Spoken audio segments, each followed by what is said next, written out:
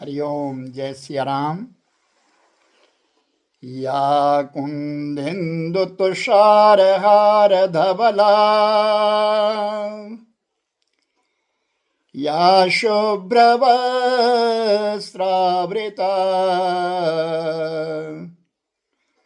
या वीणावरदण्डमण्डितकरा, या श्वेतपद्मासना,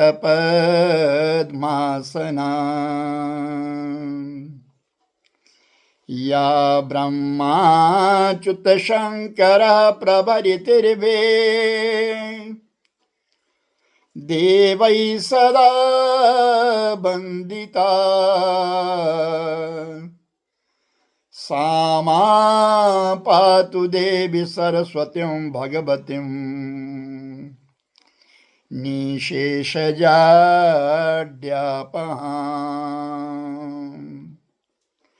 शुक्लां ब्रह्मविचारसार परमां माद्यां जगद्व्यापिनी, वीणा पुस्तकधारिणीं भयदां जाड्यान्धकारापहम्। हस्ते स्फाटिकमालिकां विदगते,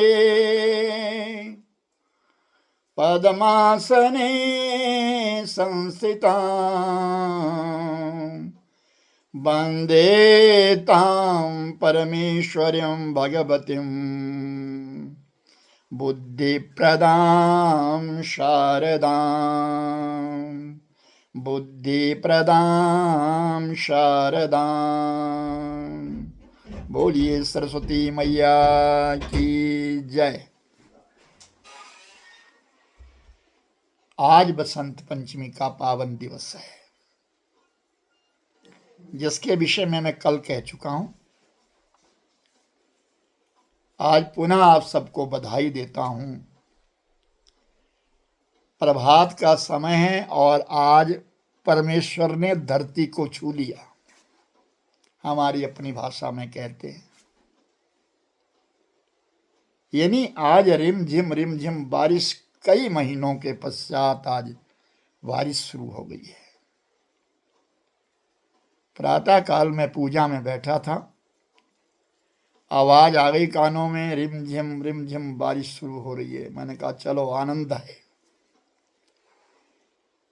जल का बरसना अनिवार्य है। जल बरसेगा, धरती की प्यास बुझेगी, धरती मैया हमको 24 रसों के सहित षड्रस उत्पन्न करेगी, जिससे प्रत्येक जीव का कल्याण होगा, प्रत्येक जीव का। आज जल बरस गया, अच्छा हुआ, धरती मैया को तसल्ली हो गई। बहुत सारे जो रोग लग रहे थे, सूखा पड़ा था, वो भी अब सर्दी जो है तर हो जाएगी, ऐसा कहते सर्दी तर हो गई। मगर तो चले गए, बिना बरसे चले गए, लेकिन आज बसंत पंचमी का पावन दिवस, बसंत ऋतु खिल गई और सचमुच में बसंत आ गई। आज इतनी सर्दी नहीं है। आई बसंत जाड़ा उड़ंत, आज सचमुच में इतनी सर्दी नहीं है। आज सब पीला पीला पीला पीला हो गया हर जगह। मैंने कल भी कहा था कि बसंत पंचमी है, लोग आज पतंग उड़ाते हैं। मेरे ठाकुर जी के लिए भी पतंग आई है, छोटी सी एक। कल मेरे लिए पतंग आ गई। उड़ाएंगे तो नहीं ठाकुर जी, लेकिन समर्पित कर दी है। आज बसंत पंचमी का पावन दिवस है। एक सेठ सपना देख रहा है, सोया हुआ है, और सपने के बीच में क्या देखा? लक्ष्मी मैया आई, और लक्ष्मी मैया ने आकर के कहा, सेठ मैं जा रही हूं, मेरा समय पूर्ण हो गया, मैं जा रही हूं। तुम्हारी कोई इच्छा हो, कुछ मांगने की कोई चाह हो तुम्हारी, तो कहो। सेठ ने कहा, मां, इतने दिवसों तक, इतने सालों तक मेरे यहां रही तू। मेरे पिता सेठ नहीं थे, मगर मुझे तूने सेठ बनाया। लेकिन मां, एक बात बता, तू जा तो रही है, समय पूरा हो गया। हाँ, मैं इतनी ही अवधि को तुम्हारे पास आई थी, अब मैं जा रही हूं। कोई चाहिए, कुछ मांगना चाहते हो तो जाते जाते मैं दे दूंगी, कहो। मां, एक दिन के लिए रुक जाओ। प्रातः काल में अपने परिवार से भी पूछ लूं कि लक्ष्मी मैया जितने दिनों से हमारे यहां थी वो जा रही है, किसी की कोई इच्छा हो तो मैं उनकी इच्छा भी लेना चाहता हूं। लक्ष्मी ने कहा, कोई बात नहीं, तेरे आग्रह पर मैं एक दिन रुक जाती हूं। सेठ सुबह उठा, स्नान किया, पूजा करी नित्य प्रति की भांति, और फिर अपने सारे परिवार को बुलाया और कहा, कहो भाई, हमारे यहां जो लक्ष्मी थी वो कुछ काल के लिए आई थी, सब कुछ दे गई हमारे लिए, लेकिन आज लक्ष्मी जा रही है। तो लक्ष्मी मैया ने कहा है कि अगर तुम्हें कुछ चाहिए तो मांग लो। तो तुम मेरा परिवार है, मेरी उम्र तो पूरी हो रही है, लेकिन आज जो कुछ मांग जाओगे ना, लक्ष्मी दे देगी। और मैं स्थिरता मांगूंगा कि ये काफी समय तक रहे। तो मेरे भाई बहन, पत्नी कहती है, बहुत सारा सोना गहने मांग लो, मैं भी पहनूंगी, और मेरी बहू के लिए होंगे, मेरी बेटियों के लिए होंगे, मेरे परिवार के लिए होंगे, सोना मांग लो खूब। बेटे ने कहा, पिता एक काम करो, खूब सारी दौलत मांगो, धन पैसा रुपया खूब मांगो। अपनी अपनी बात सब कहने लगे। सेठ सुनता रहा। शाम का समय हो गया, इन विचारों में मगन होते शाम का समय हो गया। रात को सेठ ने पूजा करी, और पूजा करने के पश्चात फिर अपनी पुत्र वधू से पूछता है, बेटी तुम बताओ, मैं लक्ष्मी मैया से क्या मांगू? तो उस पुत्र वधू ने कहा, पिता, जब मां लक्ष्मी जा ही रही है तो फिर रहना तो कुछ भी नहीं है हमारे पास। लक्ष्मी थी तो हमारे यहां सब कुछ था, जब माता जा ही रही है तो हमने लेना क्या, अब क्या मांगे हम उनसे? नहीं बेटी, उन्होंने कहा है कि जो तुम मांगोगे मैं दे जाऊंगी। तो उनसे कहो कि जाते जाते आप हमारे ना प्रेम दे करके जाओ, हमारे घर में स्नेह प्रीति भर करके जाओ, हमारे घर में प्रेम रहे। हमने क्या करना दौलत से, प्रेम रहे। सेठ की बुद्धि में कुछ बात आई, इतने भोग तो भोग लिए, क्या मांगूंगा मैं, ठीक है। सो गया। रात्रि में सपने में फिर लक्ष्मी मैया आई, और लक्ष्मी मैया कहती है, सेठ मांगो क्या चाहिए? तो सेठ ने कहा, मां, जब तुम जा ही रही हो तो अपना एक आशीर्वाद दे करके जाओ, क्या मेरे घर में प्रेम हो, हम सब प्रेम से रहे, हमारे घर में स्नेह हो, प्रीति हो, प्यार हो अपने बीच में सब में। तो लक्ष्मी मैया ने कहा, सेठ तूने तो मुझे बांध दिया, मैं कैसे जाऊंगी? जिस घर में प्रेम है, जिस घर में स्नेह है, जिस घर में इतना प्यार है, वहीं तो मैं रहती हूं। मैं नहीं जाऊंगी। प्रसन्न हुआ सेठ, सुबह उठा, सारे घर वालों को बोला, लक्ष्मी मैया नहीं जा रही है, अपने सनातन में रहो, अपनी संस्कृति में रहो। सब प्रेम से आनंद से रहने लगे। जो तुद भावे, कहा जाता है कि जो तुद भावे, जो परमात्मा को मंजूर हो वो होता है। एक बड़ा सुंदर प्रसंग है, प्रेरक प्रसंग है कि हम चाहे कितना कुछ मोड़ना चाहें, लेकिन प्रकृति अपना काम करती है। हम चाहे कितना कुछ मोड़ना चाहें। एक विधवा स्त्री है, उसकी 3 बेटियां हैं। एक बेटी 3 साल की है,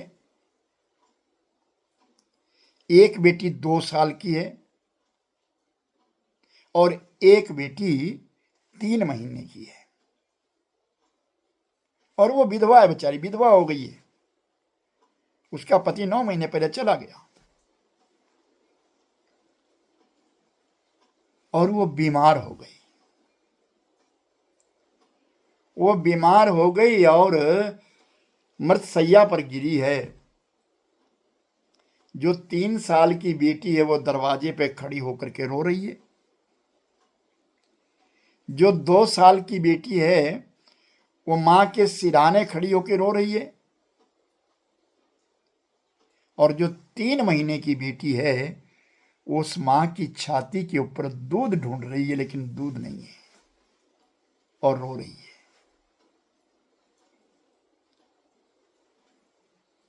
उसी समय मृत्यु का दूत आ गया। आहा, यमलोक से मृत्यु का दूत आ गया और मृत्यु के दूत ने आकर के जब वो हाल देखा,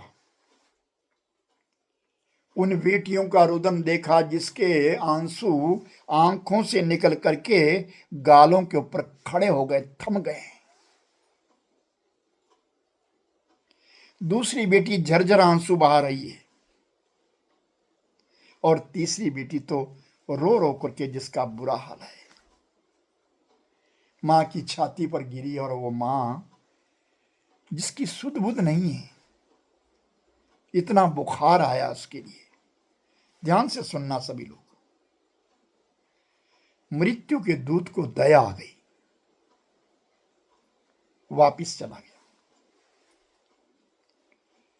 यमलोक जाकर के पहुंचा तो यमराज ने देखा, तुम तो खाली आए हो। हाँ महाराज। और उस मृत्यु के दूत ने पूरी कथा यमराज के पास सुनाई और कहा, महाराज मैं उस स्त्री को नहीं ला सका, मेरे मन में वेदना हो गई, नहीं ला सका। इतनी बात जब कही तो यमराज ने कहा, लौटो यहां से, तुम मृत्यु के दूत नहीं हो, जाओ मृत्यु मंडल में जाओ, वहां रहो। तो प्रार्थना करने लगा, नहीं महाराज मैं आपका दूत हूं, आपके पास रहता हूं, यहीं रहूंगा। नहीं नहीं, तुम यहां योग्य नहीं हो, जिसके हृदय में दया है वो यहां नहीं होना चाहिए। जाओ, जब तुम 3 बार अपने कर्म पर हंसोगे, तुम्हारे किए हुए कर्म के ऊपर जब तुम 3 बार हंसोगे, तुमको हंसी आएगी, फिर लौट करके तुम इस यमलोक में आना। और वो मृत्यु का दूत चला गया। कंगाल है, बिल्कुल पतला है, शरीर का हाल बुरा है। ऐसा वो मृत्यु का दूत इस मृत्यु मंडल पे आया और एक शहर में आया। तो क्या देखा, शहर घूम रहा है। कल दिवाली है, दिवाली के एक दिन पहले आया है। उसी शहर के कोने पे एक जगह एक जूतियों को सिलने वाला जाति जिसकी चमार है, जिसको लोग मोची कहते हैं, वो समय की बात है। वो जूतियां सिलने वाला वो व्यक्ति अपने घर से आया है, क्योंकि उसने कुछ पैसे जमा किए थे।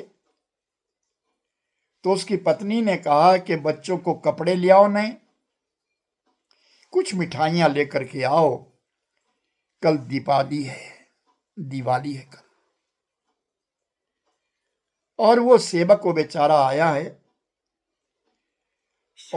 और दुकान दुकान के ऊपर घूम रहा है, दुकान दुकान पे घूम रहा है, और दुकान दुकान पर जाकर के मोल तोल कर रहा है कपड़े का, और मिठाई लेने के लिए सोच रहा है। इतने में सामने वो मृत्यु का दूत दिखा।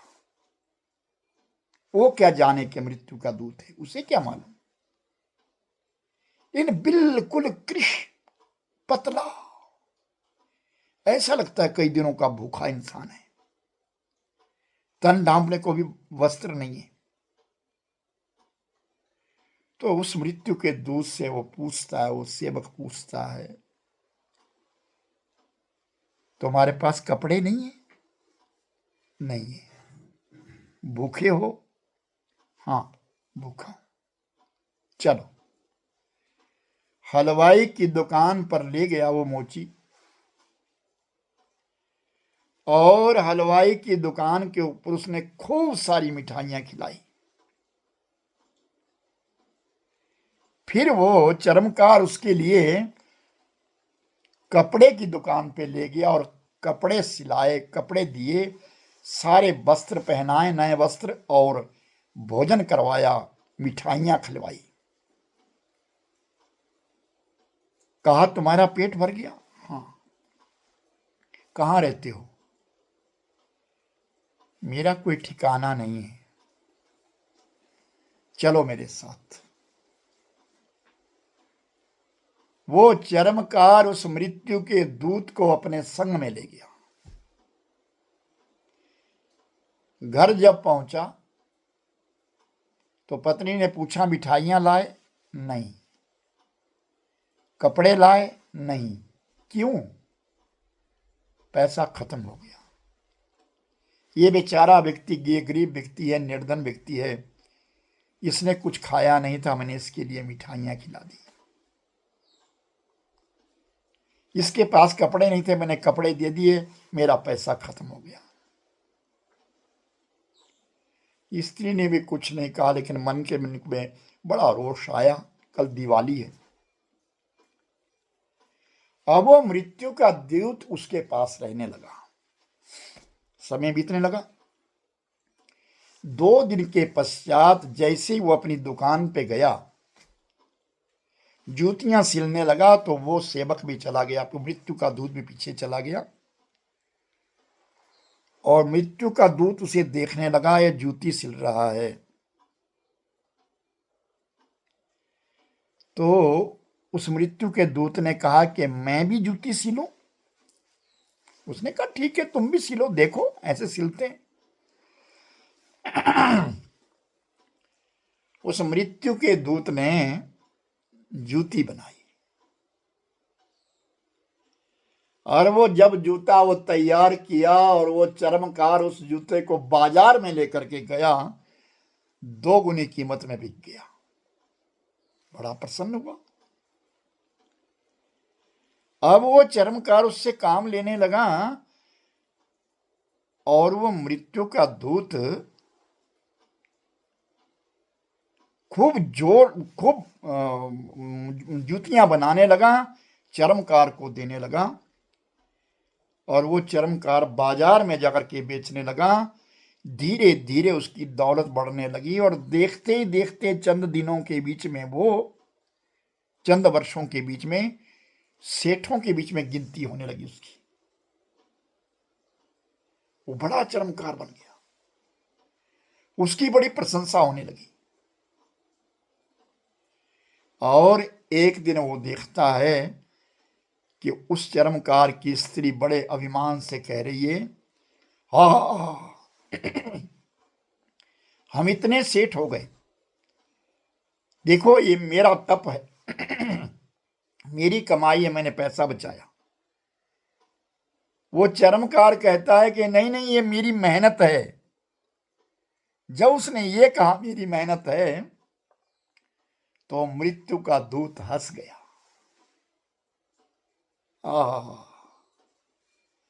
उसने पूछा तुम क्यों हंसे? नहीं नहीं नहीं, मैं ऐसे ही हंसा, पहली बार हंसा।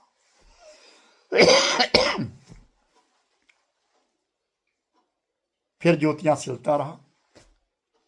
एक दिन की बात, दोपहर का समय था, डिंडोरा पीटने वाला आए और एक चमड़ा लेकर के आया, क्योंकि जूतियों की प्रशंसा होने लगी, दिनों दिन प्रशंसा बढ़ती चली गई। और इतनी प्रशंसा हुई कि राजा को पता लग गया कि ऐसा कोई जूती बनाने वाला है, ऐसा कारीगर आया है जिसकी जूतियां जो है बहुत सुंदर है। तो राजा ने चमड़ा दिया है, विदेश से चमड़ा आया है, किसी ने भेंट किया था, इसकी जूती बनाओ।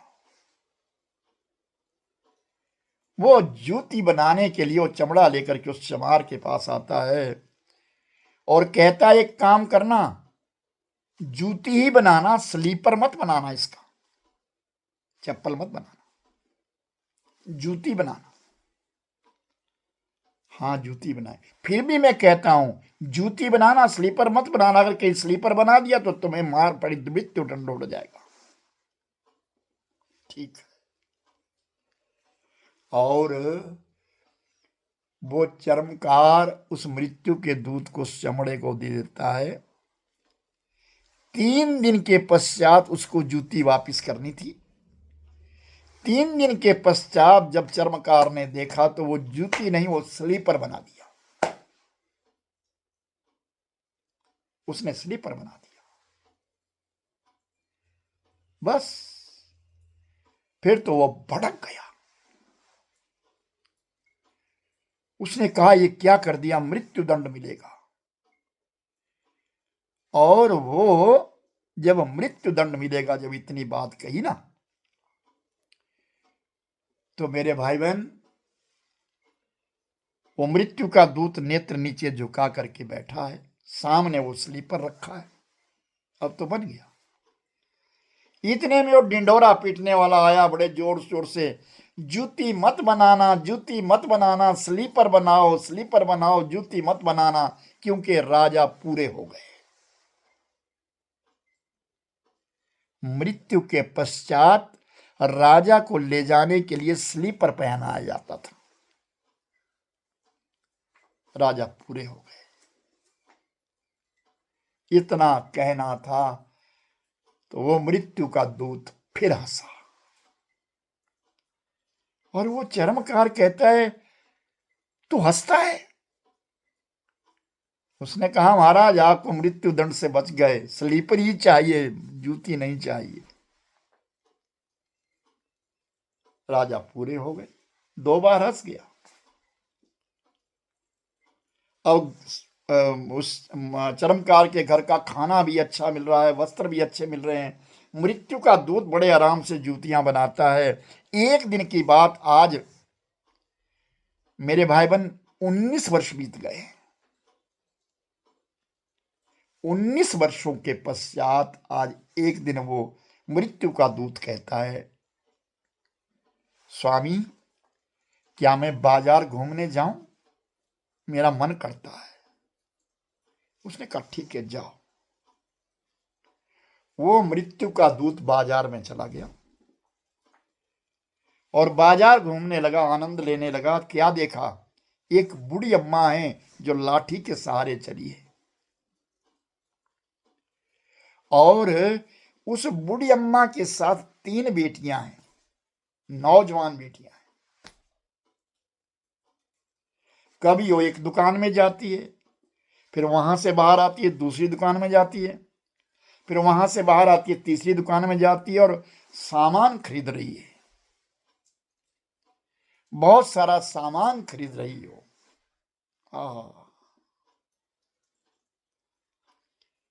उस मृत्यु के दूत ने पूछा, अम्मा ये बेटियां तुम्हारी है क्या? नहीं नहीं, ये बेटियां मेरी नहीं है। आज से 19 वर्ष पहले की बात है। मेरे गांव में एक स्त्री थी, वो बीमार हो गई, बहुत बीमार हो गई, और एक बेटी उसकी 6 साल की थी, 3 साल की थी, एक 3 साल की थी, और एक जो है 3 महीने की थी। इन तीनों बेटियों की मां मर गई, इनका कोई सहारा नहीं था। मेरे कोई संतान नहीं थी, मेरे पास दौलत बथेरी थी। मैंने उन बेटियों को पाल पोस के बड़ा किया, और 10 दिन बाद इनका विवाह आया है, इसके लिए मैं सामान लेने के लिए आई हूं। फिर जोर से हंसा वो मृत्यु का दूत, जोर से हंसा और कहने लगा, जो तुद भावे, जो तुद भावे, जो तुद भावे, यानी जो तेरे को अच्छा लगता है वो होगा। मैंने तो रोका था मृत्यु से उस स्त्री को, लेकिन तुम तो ले गए। कि उसके करने को, उसके काम को कोई रोक नहीं सकता। वो परमात्मा जैसे चाहें वैसे करते हैं। हरे कृष्ण कृष्ण कृष्ण हरे हरे, हरे राम राम राम हरे हरे।